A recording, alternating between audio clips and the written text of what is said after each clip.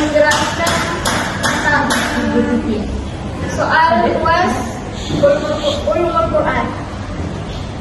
Pertama, jelaskan tentang ijazah Quran dan berikut contohnya. Ijazah Quran merujuk pada konsep bahwa Al-Quran adalah mukjizat atau keajaiban yang tidak dapat ditiru oleh manusia. Ijazah Quran mencakup pada keunikan dan keunggulan bahasa Al-Quran yang dianggap sebagai bukti keilahian kitab suci dalam Al-Quran.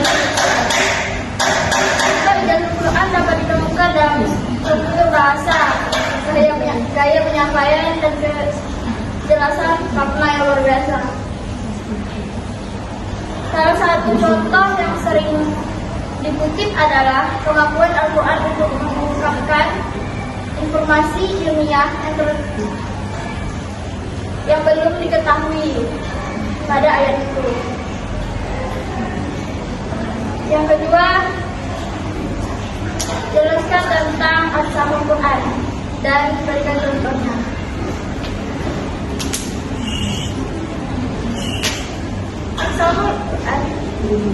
Aqsamul Quran adalah bagian Al-Quran berdasarkan penurunannya yang disusun dalam dua bagian, yaitu Al-Makkiyah dan Al-Madaniyah. Al-Quran Makkiyah adalah ayat-ayat atau surah-surah Al-Quran yang turun saat Rasulullah masih berada di Mekah. Sedangkan Al-Quran Madaniyah adalah ayat-ayat atau surah-surah yang turun saat Rasulullah berada di Madinah. Contoh surah Makkiyah adalah Al-Fatihah dan Ar-Rahman, sedangkan contoh surah Madaniyah adalah surah An-Nur dan surah Al-Baqarah. Yang ketiga, jelaskan tentang Quran. Adalah kajian atau tafsir Al-Quran yang fokus pada kisah-kisah atau narasi yang terdapat dalam Al-Quran. Tujuan utamanya adalah untuk menggali hikmah dan pelajaran moral dari setiap cerita yang disampaikan dalam Al-Quran. Contohnya adalah kisah Nabi Yusuf yang mencakup tema seperti kesabaran, ketekunan, dan keadilan.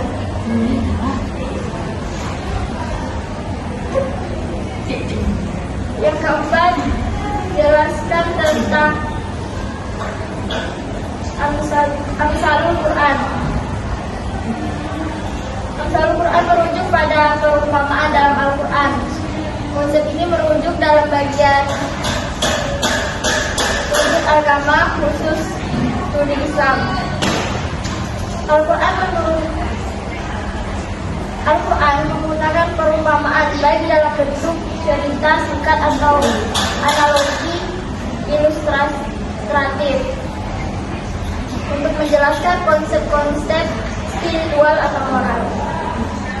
Contohnya bisa ditemukan dalam Quran surah Al-Baqarah ayat 17, yang artinya ibaratnya orang-orang yang menyeru api, maka kekalahan api itu menerangi sekeliling mereka.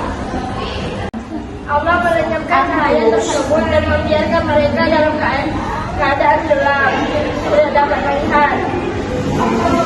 Yang kelima yaitu jelaskan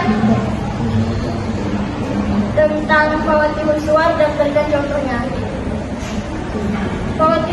Fawatihus Suwar adalah istilah Arab yang dapat diterjemahkan sebagai kunci-kunci gambar. Istilah ini merujuk pada awal-awal surah dalam Al-Quran, yaitu dimulai dalam huruf-huruf muqatta'ah, huruf yang muncul secara terpisah di awal surah. Huruf-huruf ini merujuk termasuk huruf-huruf seperti alif, lam, mim, yasin, dan lainnya. Contoh dari Fawatihus Suwar adalah surah Al-Baqarah yang dimulai dari huruf alif lam mim. Huruf-huruf ini menjadi semacam kode atau misteri yang belum sepenuhnya dipahami maknanya oleh manusia, dan hanya Allah yang mengetahui maknanya yang sebenarnya. Baiklah, sekian dari saya. Wabillahi taufiq wal hidayah. Wassalamualaikum warahmatullahi wabarakatuh. Waalaikumsalam.